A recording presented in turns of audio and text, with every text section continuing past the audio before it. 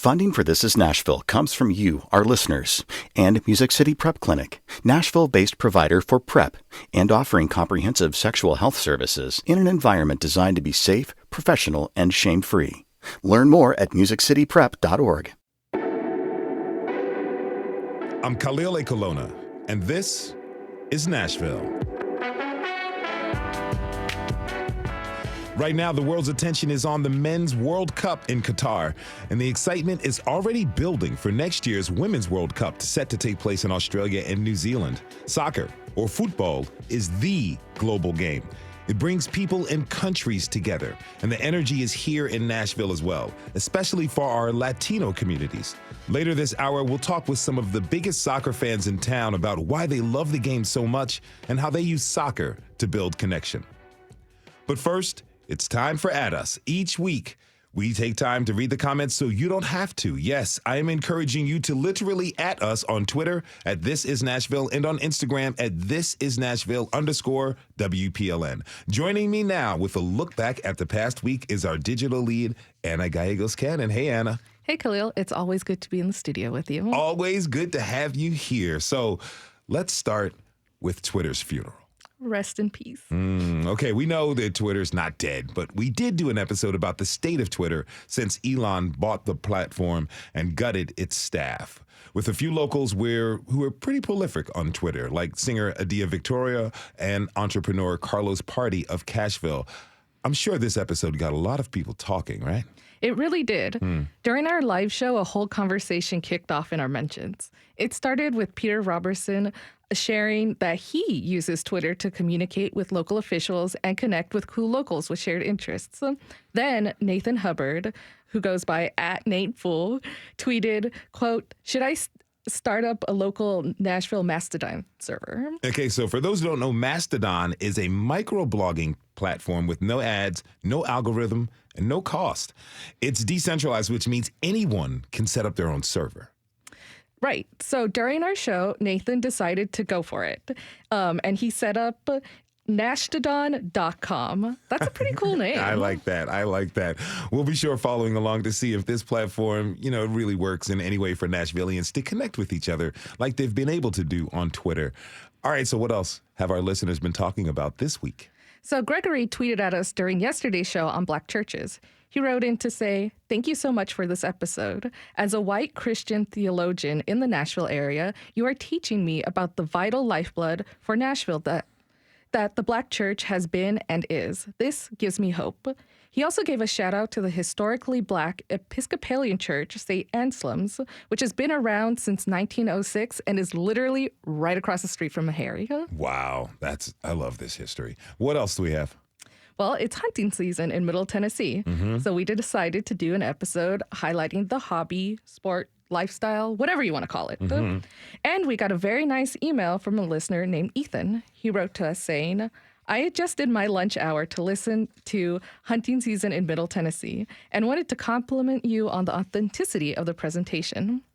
The hunters you interviewed were true to their expression of tactics and, more importantly, their love of the sport. Serenity in the forest, seeing wildlife without them seeing you, using the time to reflect on the great hunter, or in Ethan's case, his father, who recently passed away.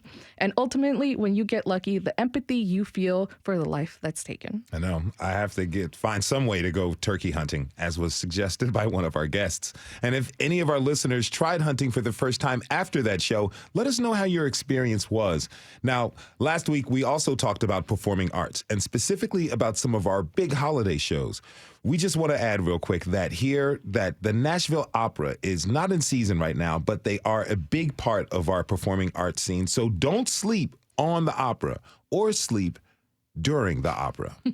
All right. So while that episode focused on what's happening in Nashville, we did get a recommendation from Twitter user @Johnny2020 for listeners east of Davidson County.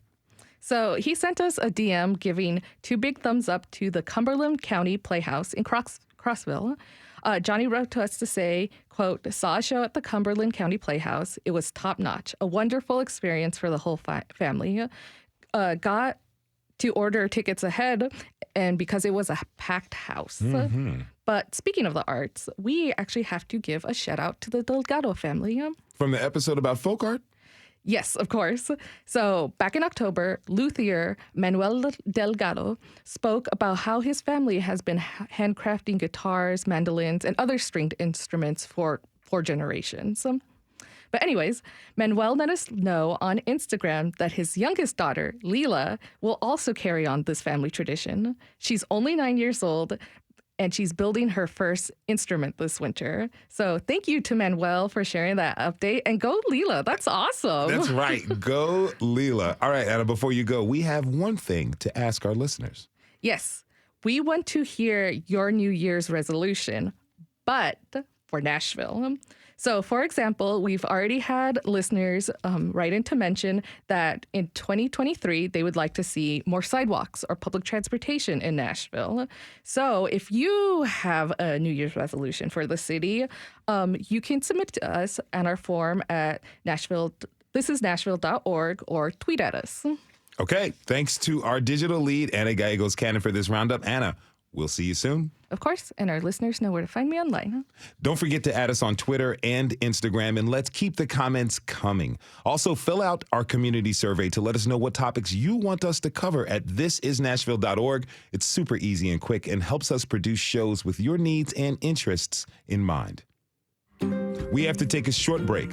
When we come back, we'll take you out to a World Cup viewing party and meet some of our city's biggest football fans. How important is soccer to your identity as a Latino? Tweet us at This Is Nashville. We'll be right back.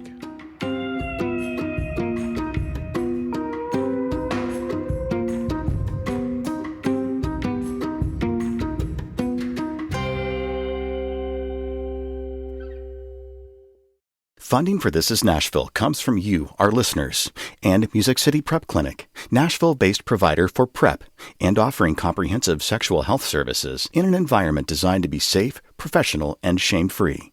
Learn more at musiccityprep.org. I'm Khalil Ikolona, and this is Nashville. Last Wednesday, Plaza Mariachi was packed with World Cup fans, eager to watch the afternoon's 2 matches, Mexico versus Saudi Arabia and Argentina versus Poland. Our technical director, Michaela Elias, put on their cleats and joined in on the excitement.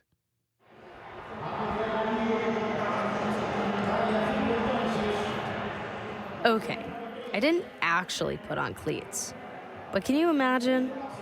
I walk into Plaza Mariachi in my regular beat-up Vans, and it's pretty quiet till I round the corner into the food court.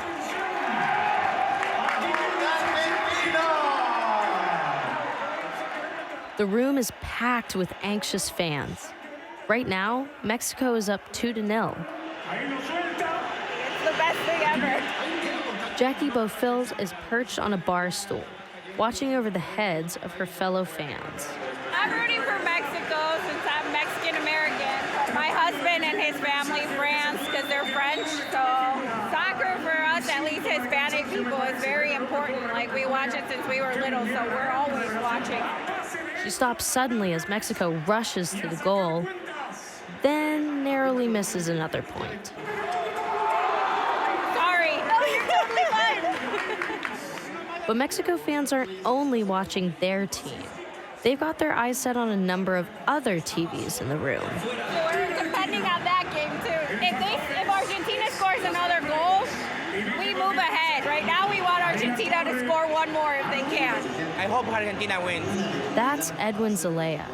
He just moved here last weekend, but has already found some community by watching these World Cup games. I mean, I go downtown too. Last weekend, I go to see the USA. You know, I watch the game in downtown. I see a lot of people, they like football. Yeah, I mean, it's football is in every war, you know what I'm saying? Like, I'm from Honduras, so everybody loves football.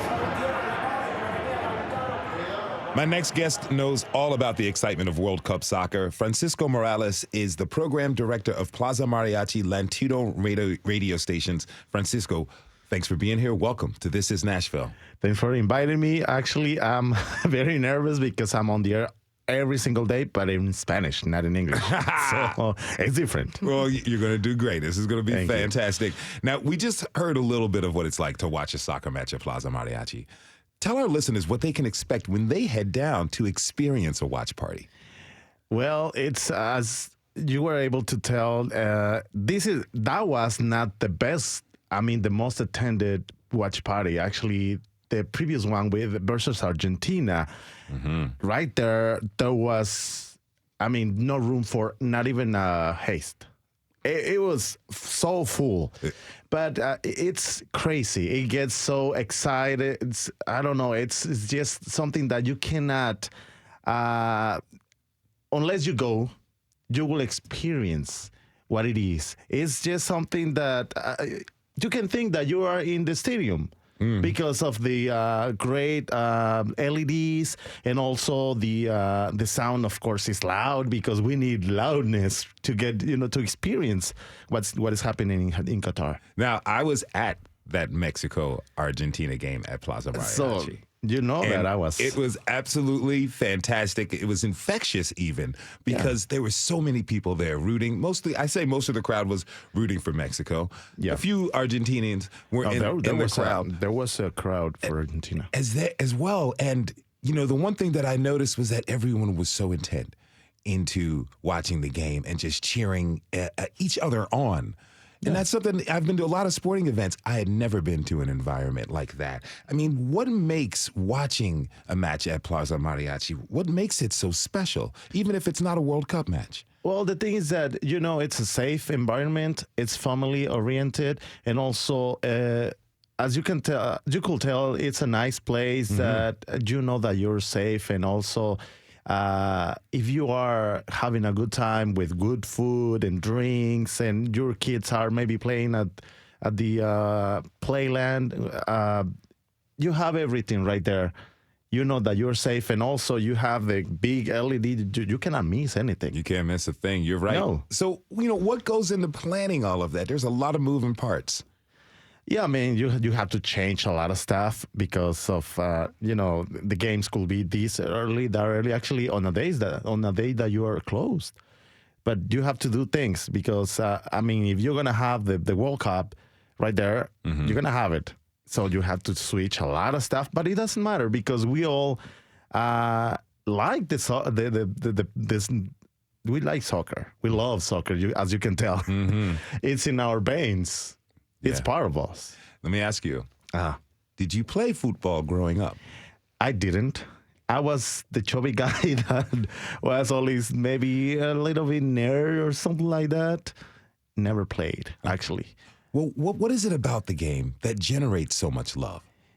I just cannot explain because I have been to many different games like football. Actually, I like football, American football. I don't understand some of the rules, to be honest. I get you. Yeah, and also the king of the sports, as they call it at least in Mexico, which is baseball. It's exciting, but I don't know. There's something about maybe the speed. I think that's what gets people so excited. I just can't tell you. I was at Nissan Stadium being the Spanish PA for the Mexican game, and the guy who is the announcer for the Titans, he said, "You know what? I love my Titans games, but the excitement right here with the soccer fans is so different. It's like I can't explain, and it is what we're talking about." Yeah, it's different. Yeah, something really different. We just got a tweet at This Is Nashville from J-Rod Titans Grizz. It says, imagine being new to the country. You have no connections. You don't understand the language. And honestly, you have no idea what's happening. What makes the person feel at home? Soccer. Soccer unites us all and connects you with all kinds of people. You got to love the game. Francisco, what do you think hearing that? That's exactly what Plaza Mariachi is. Because they know that if they go there, no matter what, the way you look, what language you speak, we're going to be talking the same language. Goal. We understand the goal. Yes. So it doesn't matter if you speak Spanish, French, English, or anything. you're going to understand it, and then you're going to cheer for your team. So I think that's what it is. And they make you feel, or we feel, all a family. And that feels like home. In the end, it's all about the fans, right? Yeah. And my next guest is what you might call a soccer super fan. Stephanie Montenegro is a member of Nashville SC's The Roadies Club, and she joins me now. Stephanie, welcome to This is Nashville. Thanks for being here. Thank you so much for having me. Okay, so tell me, where did your passion for the sport come from? Well, as a person that was born in Latin America, you kind of you're born into it. You're born into being a fan. You're born into loving the sport. And I mean, it's like he said earlier, it's just in your veins. It's with you everywhere you go. You always find a time to watch soccer. And I mean, the World Cup, you've been waiting for these specific games for 4 years. I mean, 4.5 years because Qatar decided to have it in December, but... Yeah. So, you're a fan of Nashville SC and a member of the Roadies Club. Tell me more about the Roadies. Like, how far do you all go to support the team? We go pretty far. I mean, there's some people that have easier access to travel. There are some that unfortunately can't travel. I can only speak for myself, but this year, my wife and I went to Seattle, LA, and Austin. Wow. For those away games. But there are people, there's someone that's a part of the Roadies. He's traveled so much that even the club gave him a jersey, a personalized jersey with the thousands of miles on the jersey that he's traveled to go to just watch the team. I mean, I'm sure that can get pretty expensive, right? Yeah, I mean, you're racking up those miles, and the credit. You try to put everything like on a credit card to get the flight miles and stuff. Okay. I had the pleasure of going to Geodis Park for Nashville SC's first home game there, and the atmosphere, again, was electric. Stephanie, there really is a significant Latino fan base there, right? Yes, there is, and that's a lot. A lot of it can be accredited to La Brigada de Oro. They are the first Latin supporter group, and I mean, they're incredible. They are pretty much, I would say, the majority of the people on the drums, they are the beat of our supporters. They are beating the drums all 90 minutes, even after the games, before the games. They are constantly supporting and just giving a great atmosphere. But I mean, there are other supporter groups that have members in the drums, I guess is what you call it. I mean, I know there are some roadies there. There are people from Mixtape. There are other supporters part of that drum line, but the majority of them are La Brigada. What does it mean to you to see that fan base of La Brigada? It means everything there? to me. It means everything to me because NSC. So, I mean, just to be fully honest, NSC wasn't always. It didn't always look like me. The supporters didn't always look like me or speak the same language. It was very white. And within the last few years, there are different supporter groups that have been created because of that. The Mixtape is a Black supporter group that started off by Black supporters, which is amazing. La Brigada was started by Latin people. So I love it. I mean, it brings Nashville to the stadium. Nashville is extremely diverse. A lot of people think of Nashville and think of honky tonk and think of Broadway and think of cowboys and country music. That's not really what Nashville is. Nashville is Music City because that's, the Fisk Jubilee Singers. Jubilee Singers. Thank you so much for that. I just went blank. I got you back. But that is why Nashville is Music City. Well, what do non-Latinos what do they misunderstand about the fan base? I think that Nashville fans are misunderstood as always being the same people that you think of when you think of Nashville. But Nashville is very diverse. And I am very glad that the team is making an effort within the last couple of years to put our faces out there. Not only Latin people, not only white people, but they're putting part of the Kurdish community out there. They're putting Black faces out there. They're just putting Nashville, and showing our supporters. Now, Nashville SC hosted Hispanic Heritage Night at Geodis Park in September. Were either of you there? Absolutely. I'm at every game. There was 2 games, I think, for that, and I was at one of them, holding actually the flag for Nashville Soccer Club in the field. Okay, that feeling I can explain. It was even better than being announcing on at that studio. It was incredible. I mean, they just didn't let us record or have our cameras or phones, of course, but it would have been amazing. I mean, to have that is in my mind. That's the only place I could, record it. Okay. It was awesome to have Nashville Soccer Club versus America, which I hate because I'm the other team. I cheer for the other one. But of course, I was happy to have one of the best or the most known Mexican teams playing here in Nashville against our team, which is Nashville Soccer Club. If you're just tuning in, this is Nashville, and I'm your host, Khalil Ekalona. We're talking this hour about what soccer means to our city's Latino communities. My guests are Francisco Morales from Plaza Mariachi and Stephanie Montenegro of the Nashville SC Roadies. Now, you alluded to this earlier, Francisco, that you had an opportunity to call some soccer matches from the booth. Tell me this. What was it like for you as a huge fan? You're a fan of the game, but now you're doing this job of sports announcing. What was that like? Well, it was, I mean, let's be clear. For this one, here in Nashville, I was just a PA at the stadium, which is not the same as being a commentator. You're just announcing what's happening on the field. It was, I mean, being there, the Spanish one, on the first game of Mexico in this city that I never thought, because I got here in 2005 and I never saw that happening, to be honest. Okay. But Nashville started growing and see what we have right now. Yeah.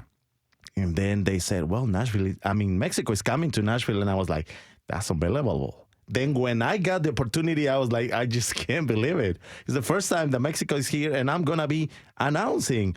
I was shaky and excited and just being, Mexican and also a soccer fan and everything. It's something that is going to be there forever. Question for you. How do you handle a boring match? Like how do you come up with compelling things to say to keep the audience engaged if the match is a little slow? At some point, I was at another radio station and I was announcing, I was the commentator. And that what you're saying right now, it's hard because if the match is terrible, if it's just boring, you have to come up with something. Jokes. So, we started calling names to the players like, oh, here's the flan something, Yeah. I mean, we had to do something, because that game was so boring. And I was like, what are we going to do here? We need coffee. So we started, talking about something else. And, we have a game. So let's talk about what's going on. Oh, no, it's boring. Let's go back to our conversation. Sharing recipes. Something, talking about the novela, something. Now, Stephanie, I know that for some of us watching the sport can stir up juices to get out there and to play ourselves. Have you ever been hit with the urge to play while you're watching a soccer match? Oh, constantly. You're constantly moving your feet, trying to get the ball in the back of the net. Of course, you'd never make it. You will never connect that header that you think you would have if you were on the field. But yes, you're constantly moving your body and feeling like you are in the game, on the field with those players. You have a wife and children. Is everybody just around the television watching matches when they're on? Yes. I mean, we have just everyone watching, and of course, our kids come and ask us if they're not watching with us, who are you watching? Or, there are just different Thankfully, soccer or football is the world sport. So there's soccer on all day long. So if you wake up in the morning, you put on the Premier League. If you have nothing to do that night, you can put on any Latin American league or MLS or international friendlies. There's women's soccer here in the U.S. You can always find a match to watch. Do your kids play? No, they don't. Our youngest did play in middle school for a year, but then COVID happened, and then he just never got back to it. He's a swimmer. Now, you mentioned a bunch of different leagues. What makes Latino teams and fans different? We are passionate, very loud, and we are fans of a team that normally we're born into, which I think is something beautiful, but I also think it's something very unique about NSC that it is a new team. So people that have started supporting NSC the last few years when it started, you're part of creating a culture for the team. You're part of creating traditions and chants, and you're part of you own part of the team, I guess, let's say. So what would you like to see Nashville SC do to, embrace specifically Latino fans? First of all, Spanish commentate or Spanish announcing in the games Francisco, or during the games. That's you right there, man. We do have a small part of the announcing in the beginning of the game when they're going over like just fan behavior, making sure you are always in your best behavior, and that is in English and Spanish. But once that's over, there's nothing else in Spanish. Yeah, they just have pre-recorded announcements. Oh, okay. Right. Maybe referring more of the live, what's happening. Exactly. Yeah. And I mean, not necessarily what's happening, because that's something that I think it's great about soccer, that you don't have someone constantly telling you, hey, let's chant this, or so-and-so just made a great pass or whatever. Yeah. Everyone is fully in the game in soccer. But I think definitely like substitutions or cards or whatever it is, having it both in English and Spanish, and maybe one day Kurdish. I mean, we have a huge Kurdish community here. Francisco, how would you like to see Nashville SC embrace Latino fans? I think she said it right. I mean, of course, if they know that there's a huge Spanish-based following to Nashville Soccer Club, and they know that, they might do something about the Spanish on the at the stadium. Because if you go to the food, we have it. It's just in the field. Because if you go to there's a lot of tacos and Mexican and Latino food outside, because they know that we go there. So if they know that, then do something about it, maybe. Question for you both. Earlier this year, Nashville was up as a bid for potentially being a host city for the 2026 World Cup. Do you think that Nashville will ever play host to a World Cup match? Stephanie, you're shaking your head no? I don't think so. I think our time as a country came, and that's the next World Cup. I think it will be a long time until the U.S. hosts another World Cup. But I don't think it's anytime soon. I think we definitely, with Atlanta being there, the stadium that they have, the infrastructure that they have, that we don't, we're just not going to get it unless we fix our infrastructure. Yeah, that's the issue right there. Actually, the stadium, they need a better stadium. I know it is happening. It might be happening soon, but that's not enough for FIFA. They're gonna check also the roads, which we have a huge issue right there. Transportation. Yeah.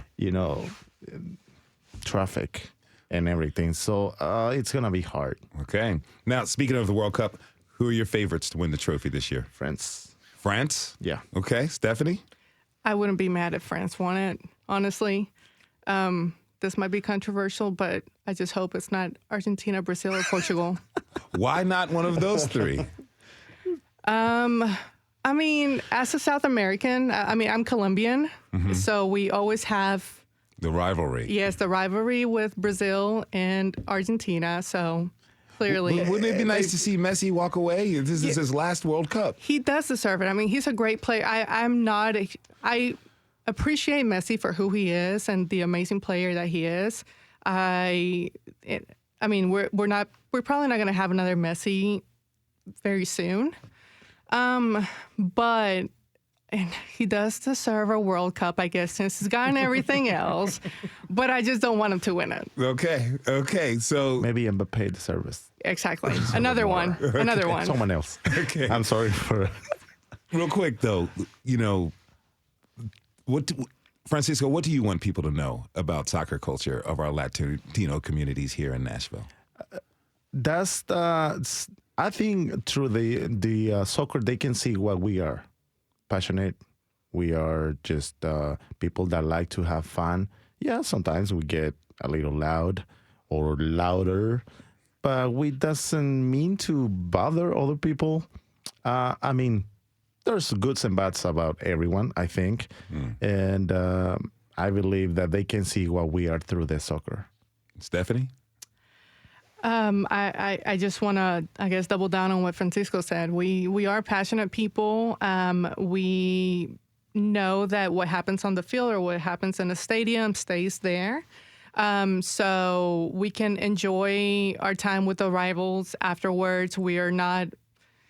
I know there are some problems sometimes with visiting fans, like for other sports, when they travel. I've never, thankfully, experienced that here, and I think our fan base in Nashville is very welcoming. We've had people from L.A., Austin, even Atlanta, and just people come and visit, and they've always had a good report of our fan base. All right. Now, Francisco, I can't let you guys go without having you give us one of your signature calls. Can you take us out with a goal scored by your favorite player? Oh, okay. You got me out of... I'm putting you on the spot a little bit on live radio. You can do it in Spanish if you want. I haven't done it in English. Never. Do it in Spanish, En please. español, en español. Please. I was comments, not narrator, which is different, but I'm gonna try to do it. So viene Chicharito, which we miss Chicharito. We were like, why didn't call Chicharito, which is playing right now in MLS. Okay. So Chicharito comes, viene, se le lleva, gol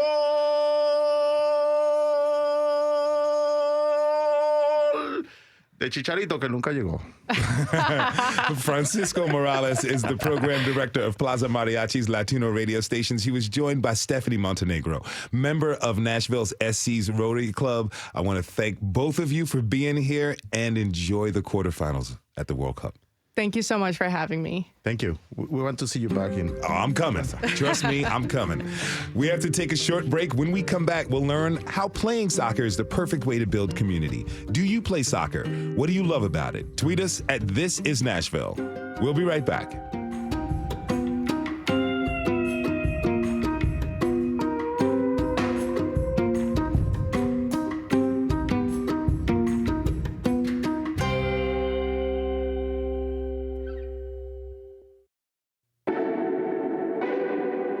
I'm Khalil Ekalona, and this is Nashville.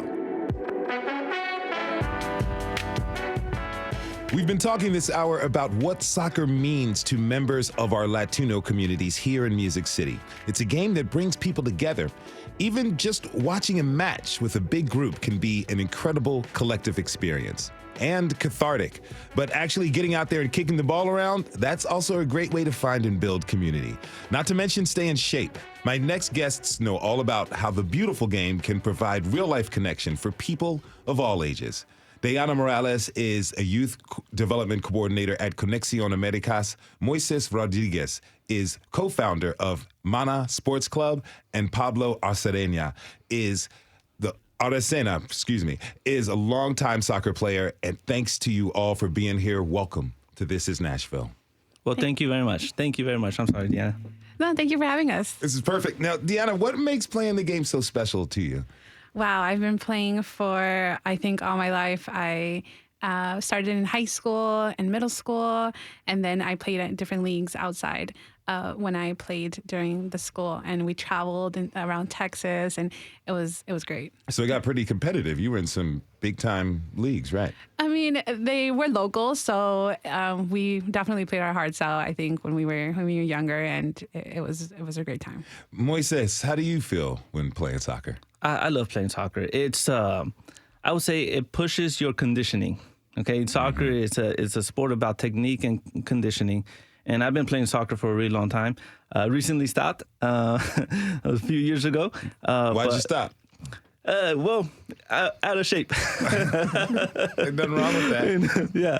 And going back to school and working as well. But my son plays, so I'm really happy about that. It's kind of like the ultimate pickup sport, right? I mean, all you need is a ball and a flat surface. Let me ask you, where's the strangest place you've ever played? Oh, wow, that's a good question, because I've played on fields, of course, in many indoor soccer places, but I've also played, I think it's when I went back to Venezuela for one, with my family. We played right in the middle of the street, like passing cars and everything. That or on the tennis court or something like that, yeah. Now, Pablo, I understand that you moved to Nashville 5 years ago, and the first thing you did after getting a job was find a soccer league. Why was that such a priority for you? Well, like I said, it's very opening for the community. Like you find out right away, they see that you're Argentinian, and they say like, oh, here's a ball. Go, you play soccer, come play with us. So that was a very nice way of knowing people, meeting people. Have all my best friends are like in my league, so we play all together. What did it mean to you to find other players and Spanish speakers? It's great. We are in the middle of the field. Even if they're playing for the other team, you can tell that they speak in Spanish, and you right away start talking. Where are you from? In the middle of the game, right? Where are you from? What do you do here? It's super cool. It's a super easy way to find friends and make community, huh? Yes. Now, as an avid soccer player, I have to ask you, what's the highest level of the game you've played?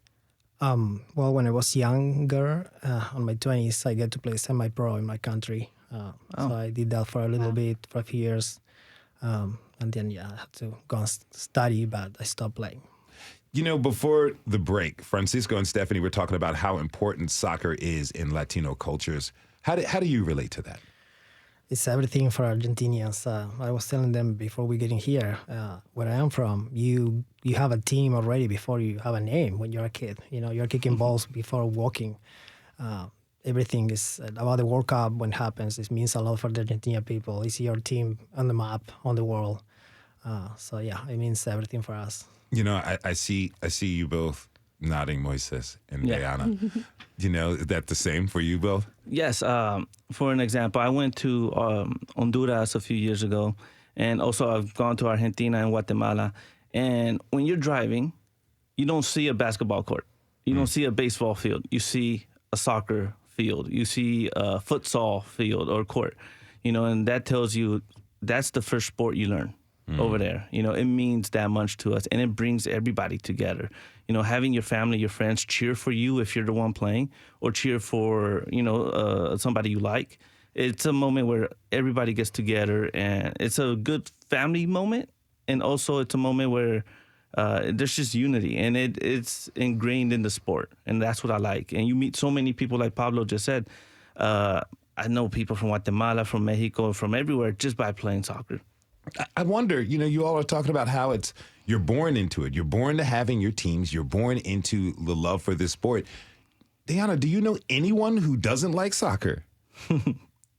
No. I mean, it's a passion. You can tell.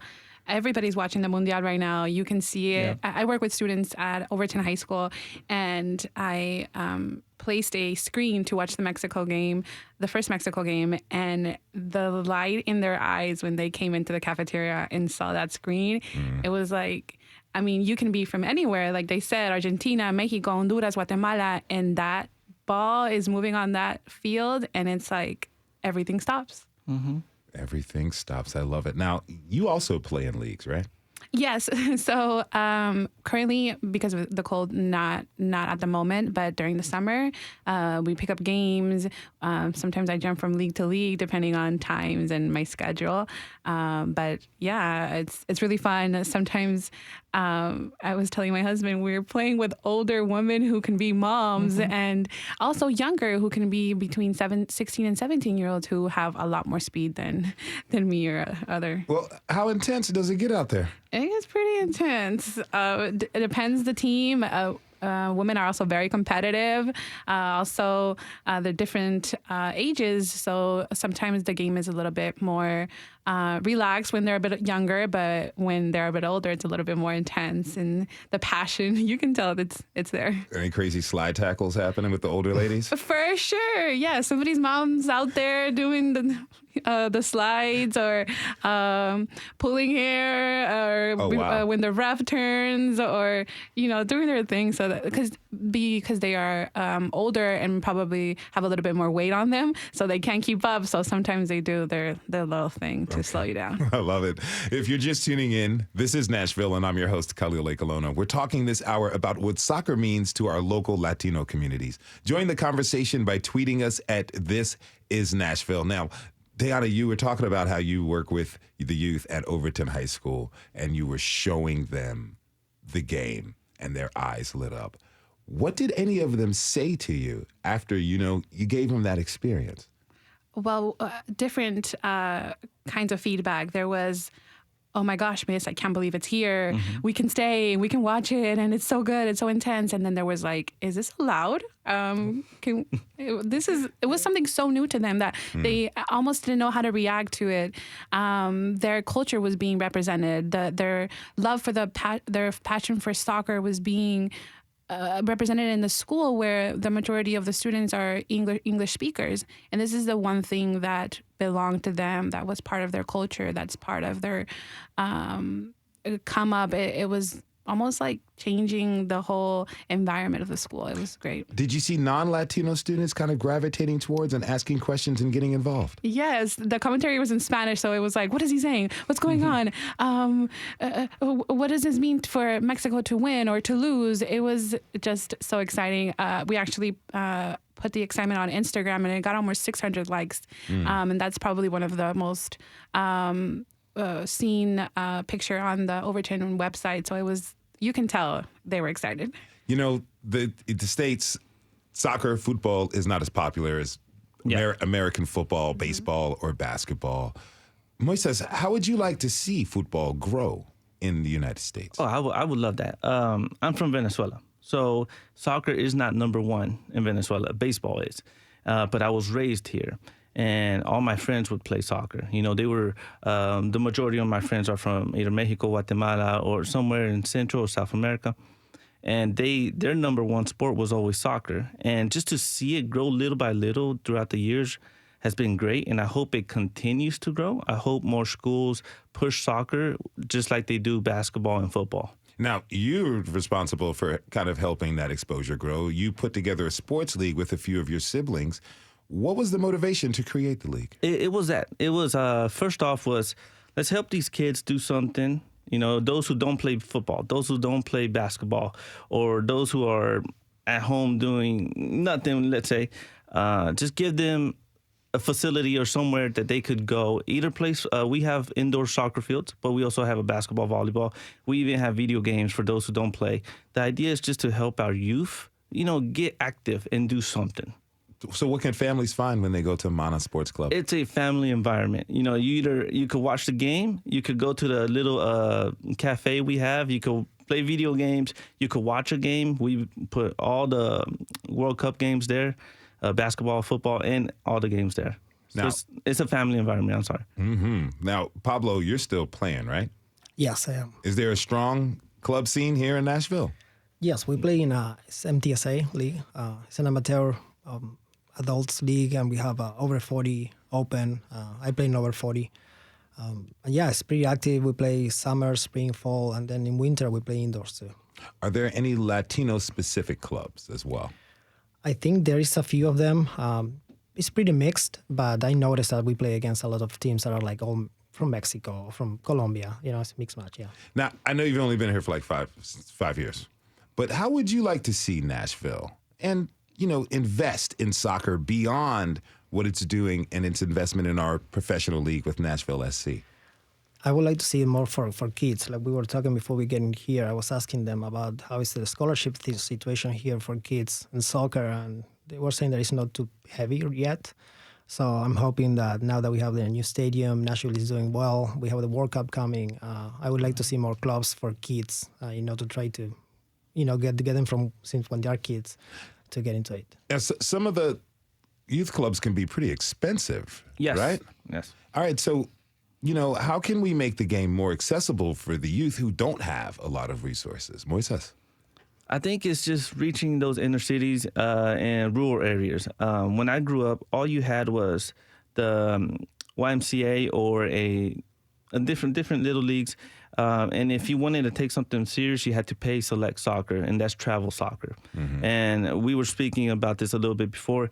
And to do that, you need the funds. You need the help. You need somebody sponsoring you. If we could somehow get all together and figure out a way to get more people to push soccer and push it just like the other sports, I think that would be great. Bring the family together, and so they could also support that child, trying to fulfill this dream. Now, Dayana, at Overton, I'm sure it's pretty competitive field for players to make the soccer team there, right? Yes. So usually the coach has about 20, can only take around 22, 20, maybe 23 the most. And I coached the middle school soccer before the high school one. And we had to turn maybe 30, 40 kids away because there was just not enough T-shirts for them. I mean, we would love to have them on the team, but we didn't have enough, stuff for them to have or enough games. So I definitely think that if there was a little bit more resources, it would. Because I'm wondering, what alternatives are available for those 35, 40 kids who didn't make the cut? Where can they continue to express their love of the game and find community? So that's the great question. That's the question that we have been trying to figure out. I think some of them have their parent support and they do have access to leagues outside of school. We have the international indoor complex where some of our kids already are a part of teams.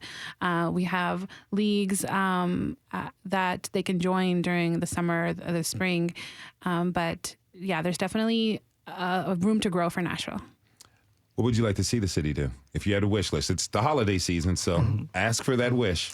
I think if the school system maybe shed more light on soccer and what it means to Nashville, I think just starting there, we can pull a lot of universities to come out and watch our kids down here in the South Nashville area, and also have scholarships for them to work for, working with high school students and working with seniors. I know that's what they want to do. I'm good at soccer. I know I can get a scholarship, but how do we get scouts out here? It's just working again with the youth, like my neighbor said, it would be extraordinary. I think, a lot of our kids we could see on TV. In our last segment, Francisco and Stephanie were saying that Latino soccer fans are passionate and can get really loud. And all of you play as well. There's been some friction in Major League Baseball when it comes to Latino players breaking the quote-unquote unwritten rules of the game, celebrating a home run flamboyantly, for instance. But, what would you say is the Latino style of playing soccer, if there is? Pablo? It's just loud, and I think it's kind of like they cannot control it. It's just they just go and play, and they forget about life, forget about everything. So when players are on the field, and it's just so much in their veins that you forget sometimes about even know the rules, but you forget about everything. You're so passionate about it, and just try to keep it respectful as much as you can. But yeah, it's hard to control when you're in there. Moises? So I go to my son's games, of course, and I'm the biggest fan there, okay?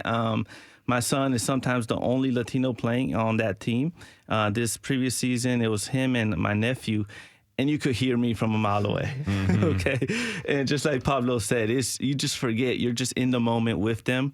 And it's just, we're loud, we're there, and we want to let the other person know, hey, we're here, and we're going to play tough, we're going to play hard, and we're going to give it our best. Dayana. It's funny to me because as a coach, it's hard to even stay put, and it's just the passion you see, and the passion in the parents and the team. There's sweat, tears going into this game, even if it's a middle school game. Are you the coach yelling at the ref? Maybe. I mean, I feel like it's in my blood. It's like, no fue, arbitro, come on. Sometimes we get carded, but, we got to calm down. But, I mean, it's just, you can tell the passion in the game.